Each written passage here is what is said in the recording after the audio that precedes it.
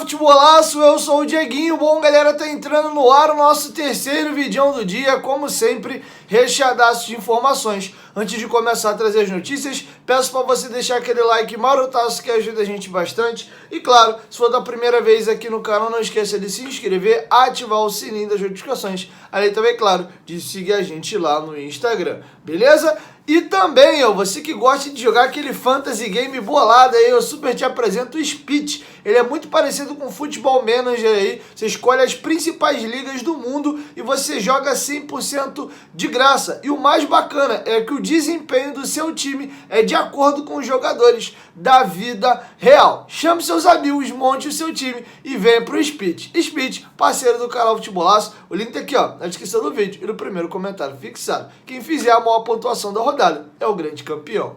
Bom, galera, a situação é a seguinte: após muito disse-me-disse, proposta do Newcastle da Inglaterra, enfim, de forma oficial, Andrei Santos teve seu contrato renovado e o Vasco fez o anúncio. Inclusive o jogador já posou com aquela famosa camisa com a data da extensão do contrato até 2027. Tá passando algumas imagens para vocês aí na tela. Teve ele, o seu pai, sua mãe, sua irmã lá no CT, e agora o Andrei até lançou uma trancinha aí para trás. Espero que a cabeça do garoto esteja bem focada dentro do campo. Vamos precisar muito dele nessa reta final. Vamos ler agora o anúncio oficial. O Cria é Vasco, não tem jeito. Na noite desta quarta-feira, dia 14 de setembro, o Gigante da Colina oficializou a renovação de uma das maiores promessas do futebol nacional.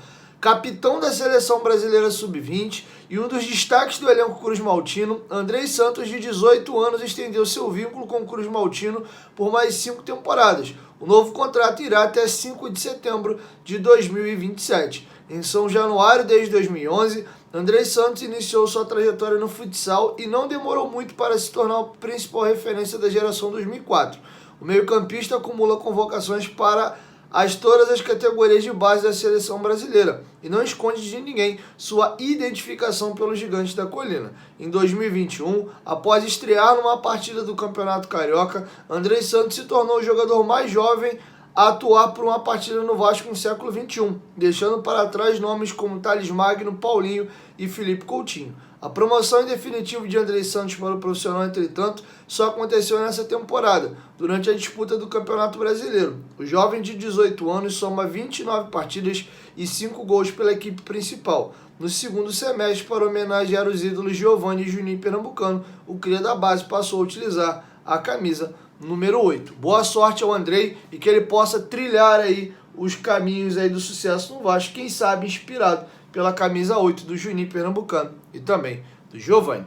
Beleza? Vamos falar agora um pouco do nosso lateral. O Léo Matos teve na entrevista coletiva hoje e vamos destacar alguns pontos importantes. Primeiro, ele comentou a queda de rendimento do time e essa pressão muito forte que está para a vitória contra o Náutico, lanterna do campeonato em São Januário, na próxima sexta-feira. E também, lembra que eu trouxe para vocês no vídeo anterior, ele cravando aí que o Vasco ia garantir o acesso? Tem uma pergunta logo na sequência. Qual é a diferença desse time para o time do ano passado, para você cravar, Léo Matos, que esse time vai subir? Então, com vocês, o Léo Matos, respondendo essas duas perguntas. Respondendo a sua pergunta, não precisava, né? Mas é o que se apresentou no momento.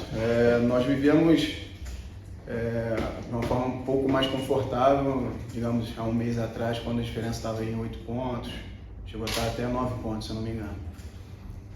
Cara, mas são coisas que acontecem no futebol, são coisas normais e temos que superar. Se a cobrança tá grande de fora para dentro, internamente está maior ainda, entre nós, entre os jogadores, porque a gente sabe que em alguns momentos a gente está deixando um pouco a desejar, a gente precisa melhorar em alguns aspectos, isso aí é inegável, mas a gente tem total confiança de que nós estamos no caminho certo. Mas nada de graça, cara. Ninguém dá nada de graça para ninguém. Se a pessoa quer obter sucesso na vida em qualquer segmento, ela tem que ir buscar, e é o que nós estamos fazendo. Mas ninguém afirmou no início da temporada, ninguém disse para ninguém que ia ser fácil. E não está sendo fácil, não será fácil até o final, mas nós iremos conseguir. Isso aí é uma certeza que nós temos aqui dentro. Nós iremos conseguir o acesso.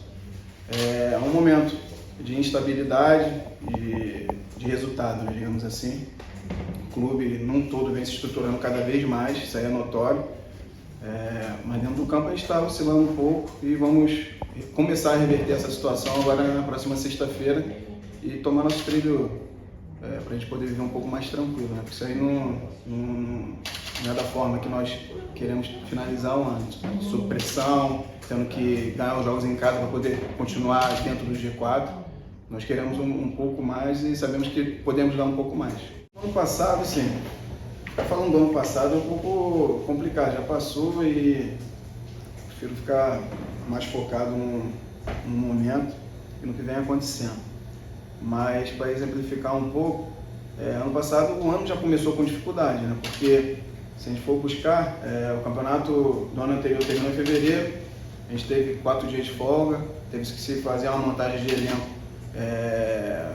como se fala, né? Trocar o pneu do carro com o carro andando.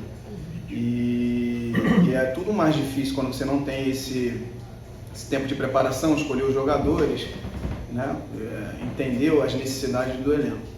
No ano passado foi assim, então se montou um elenco com o que se tinha no mercado disponível e tal, trouxe bons jogadores, mas a coisa não deu liga.